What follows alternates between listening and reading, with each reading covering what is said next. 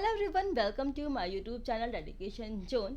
तो जैसा कि मैं आप लोग के एक ही पेपर का डिस्कशन करवा रही हूँ, तो यहाँ पे मैं अगेन आपके सामने लेकर के आ चुकी हूँ केंद्रीय विद्यालय संगठन पीजीटी कंप्यूटर साइंस का पेपर, जो कि हुआ था कब 11/12/2017 को ये पेपर हुआ था। तो आज मैं उस पेपर का डिस्कशन करवा रही हूँ।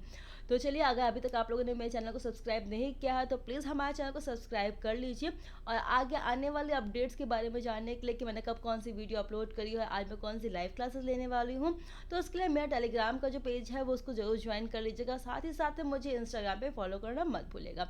तो चलिए स्टार्ट करते हैं आज के हम क्वेश्चंस को।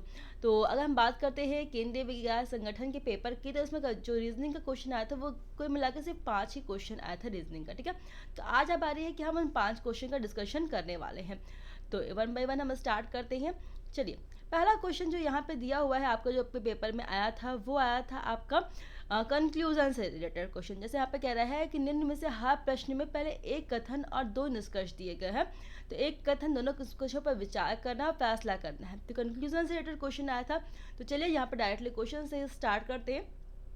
तो क्वेश्चन कह रहा है, कथन है इसका क्या कि अच्छी आवाज़ एक कुदरती देन है, लेकिन संगीत के क्षेत्र में बेहतर बनने और अच्छा करने के लिए रियाज करते रहना ज़रूरी होता है। ये किसी का कथन था। तो उसके पीछे का जो निष्कर्ष था वो था कि कुदरती देन को पोषण और देख रेख की ज़रूरत होती है। सेकंड कह रहे हैं कि भले ही आपकी आवाज़ अच्छी ना हो, आप रियाज करते रह सकती हैं। तो यहाँ पे आपके पास में 4 ऑप्शन है, आपको बताना है कि कौन सा निष्कर्ष सत्य हो सकता है।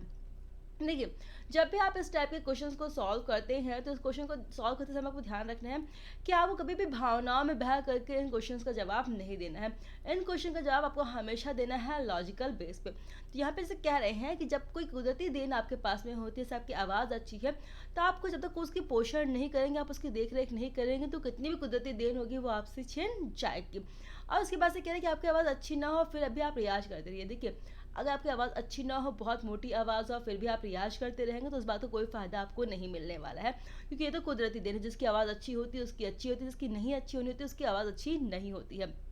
तो यहाँ पे जो पहला कह रहा है कि कुदरती देन को पोषण और देख रेख की जरूरत होती है, तो ये बिल्कुल सही है। तो हम कह सकते हैं कि यहाँ पे कौन सा निष्कर्ष निकल रहा है कि यदि निष्कर्ष फर्स्ट निकलता है कि यहाँ पे हमें सिर्फ एक काम करना है, क्या कि कुदरती देन को पोषण और देख रेख की जरूरत होती है, तो ऑप्शन ए यहाँ पे जो है वो सही आंसर आपका हो जाएगा। चलिए, सिमिलर पैटर्न पर ही आपका क्वेश्चन नंबर 2 भी आया हुआ था, तो इस क्वेश्चन को देख लेते हैं। क्वेश्चन कह रहा है कि स्वदेशी कच्चे तेल की घरेलू मांग इसके उत्पादन की तुलना में ज़्यादा तेज गति से बढ़ रही है। 2 निष्कर्ष निकल रहे हैं क्या कि कच्चे तेल का आयात अनिवार्य है, घरेलू मांग कम की जानी चाहिए। तो देखिए, कह सकते हैं कि एक बार कह रहे हैं कि या तो उसका आयात जो है वो अनिवार्य है कि उसको बाहर से मंगाना ही मंगाना पड़ेगा, दूसरा कह रहे हैं कि घरेलू मांग कम की जानी चाहिए। तो यहाँ पे देखिए, दोनों कंक्लूजन ही सही है। अगर आप पहला वाला करते हो तो भी सही होता है, दूसरा वाला करते हो तो भी सही होता है। तो यहाँ पे कह रहा है जो कंक्लूजन आपके पास में, यदि निष्कर्ष फर्स्ट निकलता है तो हम सिर्फ पहले कोई गलत सही नहीं कर सकते, इसलिए गलत हो जाएगा। फिर क्या है, यदि निष्कर्ष सेकंड से निकलता है, बिल्कुल नहीं, हम दोनों ही कंक्लूजन को सही साबित करें कि हाँ दोनों ही अपने आप में सही है। तो यहाँ पे जो सी वाला कह रहा है, यदि या तो निष्कर्ष 1 या फिर निष्कर्ष सेकंड निकलता है, तो यहाँ पे हम क्या कह रहे हैं कि दोनों में से आप कोई भी कर सकते हैं। या तो घरेलू मांग कम कर ले, या फिर आप बाहर से मंगाना शुरू कर दे, तो दो के दोनों ही सही हैं। तो इसलिए हम कह सकते हैं कि इस क्वेश्चन के लिए ऑप्शन नंबर जो सी है वो सही आंसर हो जाएगा। देखिए, ऐसे क्वेश्चन का जवाब आप सिर्फ पढ़ के तुरंत दे सकते हैं, बस थोड़ा सा दिमाग लगा करके। चलिए, नेक्स्ट क्वेश्चन पे आते हैं। नेक्स्ट क्वेश्चन था आपका ब्लड रिलेशन से रिलेटेड। ब्लड रिलेशन में क्वेश्चन कह रहा है, नीलम जो कि किसकी बेटी है, दीपक की बेटी है, दीपिका से कहते हैं कि तुम्हारी माँ रेखा मेरे पिता की छोटी बहन है, जो रामलाल की तीसरी संतान है। रामलाल का दीपिका से क्या संबंध है? तो क्वेश्चन को बहुत ध्यान से देखिएगा। नीलम ने कहा किससे, जो किसकी बेटी है, दीपक की बेटी है। तो सबसे पहले बात तो यहाँ पे आ रही किसकी, नीलम की, तो हम यहाँ पे लिख रहे हैं नीलम। बेटी किसकी है, दीपक की, है ना। तो नीलम की बेटी है, नीलम बेटी किसकी, दीपक की, तो नीलम को हमने दीपक की बेटी बना दिया। फिर क्या है, किससे कहती है, दीपिका से कहती है। तो यहाँ पे इसको ध्यान रखिएगा कि बात किससे कर रही है, दीपिका से कर रही है। आगे हम दीपिका का यूज़ करने वाले हैं कि दीपिका की माँ जो है वो रेखा मेरे पिता की छोटी बहन है, मतलब कि नीलम के जो पिता है दीपक, दीपक की सबसे छोटी बहन है कौन, रेखा, और रेखा किसकी माँ है? रेखा माँ है यहाँ पे दीपिका की। इज इट क्लियर कि रेखा किसकी माँ है? रेखा माँ है दीपिका की। तो फिर कह रहे हैं कि तुम्हारी माँ रेखा मेरे पिता की छोटी बहन है जो कि रामलाल की संतान है। मतलब कि जो रामलाल हैं वो दीपक और रेखा दोनों के पिताजी हैं। कौन है? रामलाल। ठीक है, तो यहाँ पे हमसे कह रहा है कि दीपिका का रामलाल से क्या संबंध है। तो दीपिका के मम्मी के पापा हैं, ठीक है, और मम्मी के पापा हमेशा क्या होते हैं? नाना जी होते हैं। यहाँ पे देखिए इसका रिलेशन हमें निकालना है। तो दीपिका की मम्मी के पापा हैं और मम्मी के पिताजी हमेशा नाना होते हैं। दैट मीन ऑप्शन सी नाना आपका सही आंसर हो जाएगा। जब भी आपका ऐसे क्वेश्चन सॉल्व कर आपको समझ में ना आ रहा हो तो उस जगह पे आप अपने रिलेशंस को देख लीजिएगा, तो भी आपके क्वेश्चन बहुत इजीली सॉल्व हो जाएंगे। चलिए आते हैं नेक्स्ट क्वेश्चन। नेक्स्ट क्वेश्चन है आपका नंबर सीरीज से रिलेटेड। आप क्वेश्चन को ध्यान से समझिएगा। कह रहे हैं कि आपको वो संख्या चुननी है जो बाकी संख्याओं से अलग हो।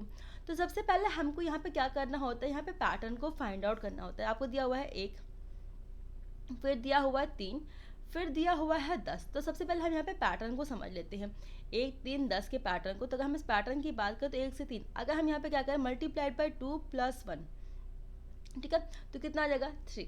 अब 3 से हमें 10 लाना है, तो यहाँ पे हम क्या कर सकते हैं? 3 3 9 + 1, तब भी तो 10 आ जाएगा।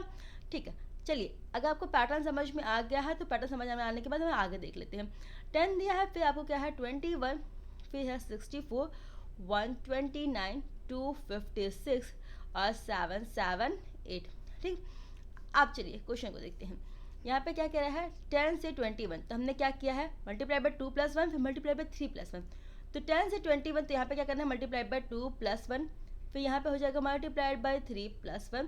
तो यहाँ पे पूरा आपका पैटर्न चल रहा है, लेकिन जब मल्टीप्लाइड बाय 2 या मल्टीप्लाइड बाय 3 + 1, जब हम यहाँ पे मल्टीप्लाई बाय 3 + 1 कर रहे हैं तो यहाँ पे जो हमारा आंसर है 256, 256 ना आएगा कि हमारा आंसर आ जाएगा 288। Is it this clear? तो यहाँ पर 288 यही पहला गलत हो गया। तो जब ये पहला गलत होगा तो ये अपने आप ही गलत हो जाएगा। तो यहाँ पे जब 288 होगा तो इसको जब सॉल्व करेंगे तो आंसर आ जाएगा हमारा 777। ठीक है, तो यहाँ पे जब ऑप्शन दिया हुआ है तो यहाँ पे ये ऑप्शन यहीं तक का दिया हुआ है।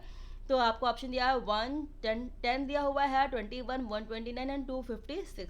तो यहाँ पे आपका जो गलत है, जो संख्या गलत है वो कौन सी? 256। That mean option number D 256 आपका सही हो जाएगा आंसर। ऑप्शन नंबर डी 256 इन संख्याओं से क्या हो जाएगी? आपकी अलग हो जाएगी।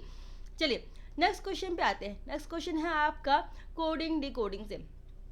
कह रहा है आपको एक वर्ड दिया है मोबिलिटी, जिसको इसने यहाँ पे कोड कर दिया। तो देखिए जहाँ पे एम लिखा है उसने वहाँ पे क्या कर दिया है? 4। एम की प्लेस वैल्यू कितनी होती है? ध्यान से देखिएगा, एम की जो प्लेस वैल्यू होती है 13, तो इसने 3 और 1 को जोड़ के कितना कर दिया है? 4। ठीक है, फिर देखिए ओ है, ओ की प्लेस वैल्यू जो होती है आपकी कितनी होती है? 15। तो 1 और 5 को हमने जोड़ दिया तो कितना हो गया हमारे पास में? 6। इस तरीके से इसने पूरे क्वेश्चन को सॉल्व किया हुआ है। तो चलिए आपके क्वेश्चन पे आते हैं। क्वेश्चन को थोड़ा सा बदला करते हैं। यहाँ पे क्वेश्चन की स्पेलिंग है आपकी क्या? एग्जामिनेशन। होप सो आपको यहाँ पे इसका क्लियर हो गया होगा कि यहाँ पे लॉजिक क्या लग रही है। तो इसको पहले हम इरेज कर देते हैं और यहाँ पे इस लॉजिक को लिखते हैं। तो है आपका EXAMINATIO और N। देखिए पहले ही वर्ड से आपका आंसर निकल आना है, लेकिन फिर भी हम आपको सॉल्व करके दिखा सकते हैं। तो यहाँ पे अगर हम बात करते हैं दूसरे करके पहले लेते हैं। तो देखिए ई की प्लेस वैल्यू ऑलरेडी है 5। जब ऑलरेडी ये 5 है तो इसको सिंगल में कन्वर्ट करने की जरूरत नहीं, इसका 5 ही हम कॉपी कर लेंगे। तो ये आपको ऑप्शन नंबर ए और ऑप्शन नंबर डी अपने आप ही कट गया। अब बस है बी और सी दोनों में से कोई एक ऑप्शन हो सकता है। अगर ऑप्शन फिर एक्स की बात करते हैं तो एक्स की प्लेस वैल्यू होती है 24 होती है। तो 2 और 4 को जब हम ऐड कर देंगे तो कितना आ जाएगा आपका यहाँ पे? 6। ठीक है, 2 और 4 को हमने ऐड किया और आगे आंसर कितना? 6। मतलब आपका ऑप्शन नंबर बी जो है वो सही आंसर हो जाएगा। यहाँ पे आपको सिर्फ 2 को सॉल्व करके आपको क्लियर हो गया, लेकिन फिर भी हम आपको पूरा सॉल्व करके दिखा देते हैं। आप एग्जाम में जैसे देखिएगा एक पैटर्न आपका मैच कर जाएगा, आप आंसर दीजिएगा, क्वेश्चन से आगे बढ़ जाइएगा।